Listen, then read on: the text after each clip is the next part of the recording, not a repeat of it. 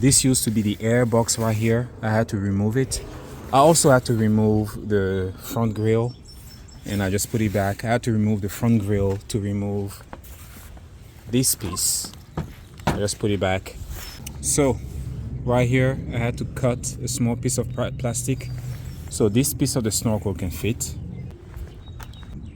I had to disconnect this tube, and then I had to disconnect this also. So this is the bottom of the airbox. This thing right here needs to be removed. There's a screw right here.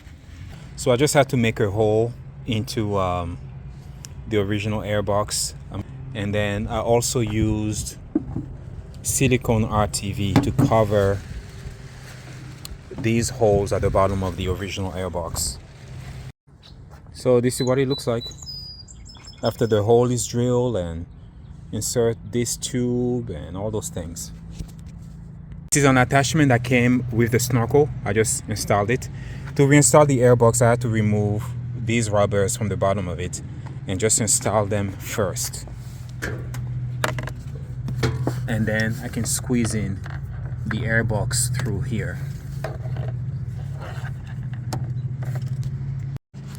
So then I just install the airbox here. So I just secured the airbox with this factory bolt. This is the piece that connects. It goes from here to here, and I need to hook up these tubes to it, 2 tubes. All right, this is in place. Gonna do what's next. All right, I just reinstalled the air filter.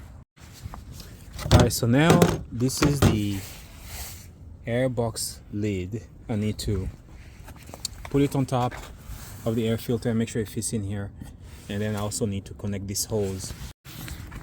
Okay, that was easy, fit perfectly. I'm going with the high mount. This is the base of the high mount.